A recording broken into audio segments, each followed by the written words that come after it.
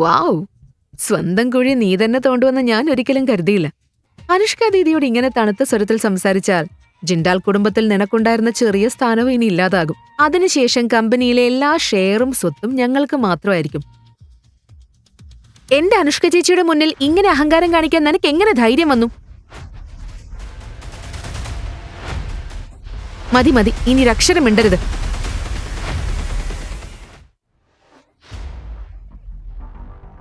ചേച്ചി, ഈ ധിക്കാരിയെ 3 വർഷം കാത്തിരുന്നതിന്റെ പ്രതിഫലമാണോ ഇത്? ഇപ്പൊ ഇയാള് നിങ്ങളോട് ഇങ്ങനെ മോശമായിട്ട് പെരുമാറുന്നത് ഞാനൊരിക്കലും സഹിക്കില്ല. ഞാൻ പറഞ്ഞില്ലേ മതീന്ന്. ഇനി ഇതിവിടെ വെച്ച് അവസാനിപ്പിക്കേ.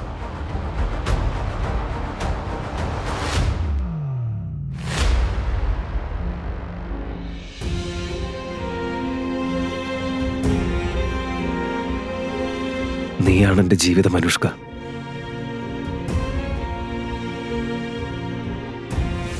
ഞാനൊന്ന് ഫ്രഷ് ആയിട്ട് വന്നോളാം, എന്നിട്ട് കഴിക്കാം. എനിക്ക് നല്ല വിശപ്പുണ്ട്. വാ കഴിക്കാം.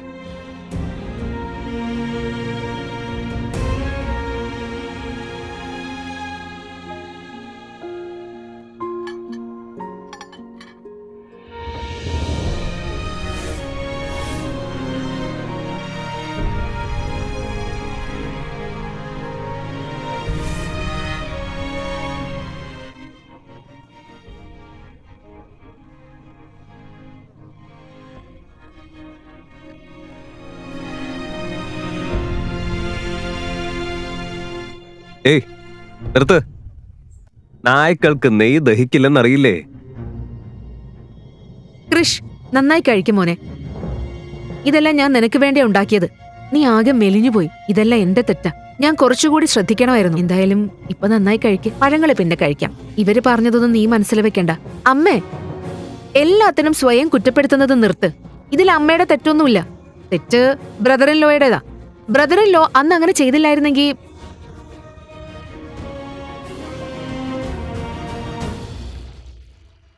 ഞാൻ നേരത്തെ പറഞ്ഞതല്ലേ, ഇന്ന് ജിന്തൽ കുടുംബത്തിന് വളരെ പ്രധാനപ്പെട്ട ദിവസമാണ്. അതുകൊണ്ട് പഴയ കാര്യങ്ങൾ പറഞ്ഞ് ആരും ഇന്നത്തെ സന്തോഷം കളയരുത്. വരൂ, എല്ലാവരും ചിയേഴ്സ് പറയും. എല്ലാവരും, കൃഷ് ഒഴികെ.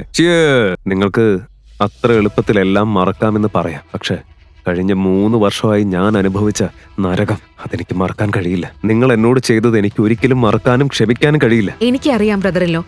ആ 3 വർഷത്തിന്റെ ഭാരം ഇപ്പോഴും നിങ്ങളുടെ മനസ്സിലുണ്ടെന്ന് എനിക്കറിയാം. അതുകൊണ്ട് എല്ലാവരുടെയും മുന്നിൽ ഞാൻ നിങ്ങളുടെ മാപ്പ് പറയാം. I'm sorry brother in law.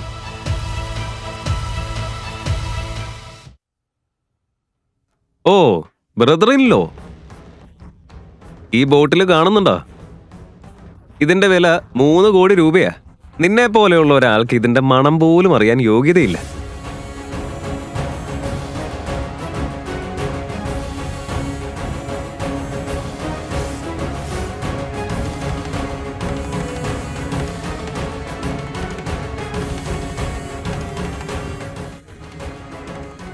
ദാ നിന്റെ 3 കോടി.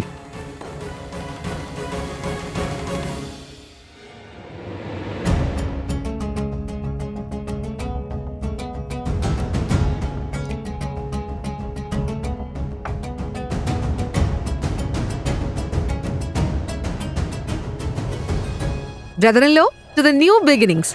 എന്നോട് ക്ഷമിക്കണം. ഇതിലെല്ലാം തെറ്റ് എന്റേതാണ്. അതുകൊണ്ടാണ് ഇന്ന് ജിൻഡാൽ കുടുംബത്തിന് ഇത്ര പ്രധാനപ്പെട്ട ഈ ദിവസത്തിൽ എല്ലാവരുടെയും മുന്നിൽ ഞാൻ നിങ്ങളോട് മാപ്പ് ചോദിക്കുന്നത്. ശരിക്കും sorry brother in law. Anushka ഇതിനകം തന്നെ ഒരുപാട് വിഷമത്തിലാ. ഇനി നമുക്ക് അവളെ കൂടുതൽ ബുദ്ധിമുട്ടിക്കണ്ട, അല്ലേ? പ്ലീസ്. എന്റെ സംശയം ശരിയായിരുന്നു. എന്നെ വീണ്ടും അപമാനിക്കാനാണ് നിങ്ങൾ ഈ ഡിന്നറിലേക്ക് വിളിച്ചത്. പക്ഷേ ഞാൻ എല്ലാം മറന്ന് നിങ്ങളോട് എല്ലാവരോടും ക്ഷമിക്കുമെന്ന് നിങ്ങൾ കരുതുന്നുണ്ടെങ്കിൽ അതാണ് നിങ്ങളുടെ ഏറ്റവും വലിയ തെറ്റിദ്ധാരണ. കാരണം എനിക്കൊന്നും മറക്കാൻ കഴിയില്ല. നിങ്ങളോട് ആരോടും ക്ഷമിക്കാനും കഴിയില്ല. നിനക്ക് ഇത്ര അഹങ്കാരം എന്തിന്റെ പേരിലാ? ജിൻഡാൽ കുടുംബത്തെ അപമാനിക്കുന്നത് നിന്റെ ശീലമായി പോയല്ലോ. നിന്റെ മനസ്സ് മുഴുവൻ വിഷം നിറഞ്ഞതാ. അനന്യ, പ്ലീസ് ഒന്ന് ശാന്തമാകൂ. ബ്രദർ ഇൻ ലോയുടെ തെറ്റല്ല ഇത്. ഇതിലെല്ലാം തെറ്റ് എന്റെതാ. നിൽക്ക്. ഇന്ന് നീ എന്നെ തടയണ്ട. ഞാൻ പറയാനുള്ളത് പറയും. ബ്രദർ ഇൻ ലോ, നിന്റെ ആ നാണം കെട്ട പ്രവൃത്തി കാരണം ഏറ്റവും കൂടുതൽ അപമാനിക്കപ്പെട്ടത് ഇവളാണ്. അപമാനം സഹിച്ചതും അവളാ. എന്നിട്ടും അവളാണ് ഇപ്പൊ നിന്നോട് മാപ്പ് പറയുന്നത്. ഞങ്ങളുടെ വികാരങ്ങൾക്ക് നിനക്കൊരു വിലയുമില്ലെങ്കിൽ എഴുന്നേറ്റ് വീട്ടിൽ നിന്ന് ഇറങ്ങിപ്പോ. കൃഷ്, എന്നോട് നിനക്ക് അല്പമെങ്കിലും ബഹുമാനം ഉണ്ടെങ്കിൽ ഇത് കുടിക്ക്.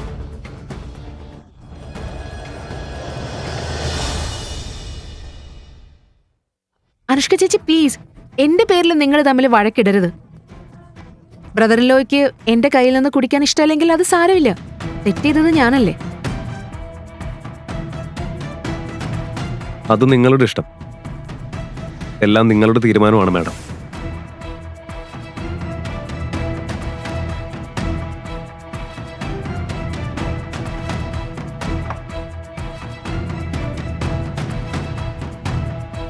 ഇപ്പൊ സന്തോഷമായോ മാഡം? വൈൻ കുടിച്ചതോടെ നമ്മുടെ പ്ലാൻ ഒന്നുകൂടെ ഉറപ്പായി. അവൻ വീണ്ടും നമ്മുടെ വലയിൽ വീണു. ഇനി നിന്റെ കഥ കഴിഞ്ഞു. അപ്പൊ നിന്റെ ബ്രദറിലോ വൈൻ കുടിച്ചല്ലോ, അതോടെ ഈ വിഷയം കഴിഞ്ഞു. കുടുംബത്തിൽ ഇങ്ങനെയുള്ള ചെറിയ കാര്യങ്ങളൊക്കെ സംഭവിക്കാറുണ്ട്. ഇനി എല്ലാരും അതൊക്കെ മറന്നേക്കൂ. കൃഷ്, 3 വർഷം മുൻപ് നിന്റെ തെറ്റ് തിരുത്താൻ നിനക്കൊരവസരം തന്നിരുന്നില്ലേ?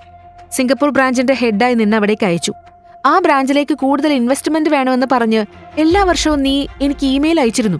ഞാൻ അതെല്ലാം അംഗീകരിക്കുകയും ചെയ്തു. പക്ഷെ ഇപ്പൊ ആ കമ്പനി വലിയ നഷ്ടത്തില്. അതിന് നിന്റെ കയ്യിൽ എന്ത് മറുപടിയാ ഉള്ളത്? അപ്പൊ കഴിഞ്ഞ 3 വർഷം ഞാൻ സിംഗപ്പൂരിലല്ല, ജയിലിലായിരുന്നു എന്ന് അനുഷ്കയ്ക്ക് ശരിക്കും അറിയില്ലേ? അപ്പോ ആദ്യം എന്നെ ജയിലിൽ അയച്ചു, പിന്നെ സിംഗപ്പൂർ എന്ന കള്ളക്കഥ പറഞ്ഞു. ഇതെല്ലാം ഇവരുടെ മുൻകൂട്ടി തയ്യാറാക്കിയ പദ്ധതിയുടെ ഭാഗമായിരുന്നു. ഇതിന്റെ പിന്നിൽ നീയാണോ?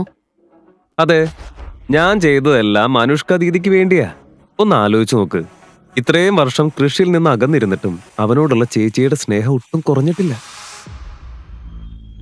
പക്ഷെ സത്യം പറഞ്ഞ കൃഷ് അതിന് അർഹനല്ല. അതുകൊണ്ടാണ് ഞാൻ ദീദിയോട് കള്ളം പറഞ്ഞത്. കൃഷ് സിംഗപ്പൂരിലല്ല, ജയിലിലാണെന്ന കാര്യം ഞാൻ അവളിൽ നിന്ന് മറച്ചു വെച്ചു. പിന്നെ ആ സിംഗപ്പൂർ കമ്പനിയോ, അത് ഞാൻ മനഃപൂർവ്വം നഷ്ടത്തിലാക്കി. കാരണം ഇയാൾ അവിടെ ഉണ്ടായിരുന്നാലും കമ്പനിക്ക് വേണ്ടി ഒന്നും ചെയ്യാൻ കഴിയില്ലെന്ന് എനിക്ക് അറിയാമായിരുന്നു. ഇയാളെപ്പോലെ ഒരു വിലയില്ലാത്ത ആളിന് നമ്മുടെ കമ്പനിയുടെ 1% ഷെയർ പോലും കിട്ടാൻ ഞാൻ ആഗ്രഹിക്കുന്നില്ല. കൊള്ളാം, നല്ല പ്ലാനാ. അപ്പൊ പാവം ജീജു കൃഷ് പൂർണ്ണമായി കുടുങ്ങിയല്ലോ.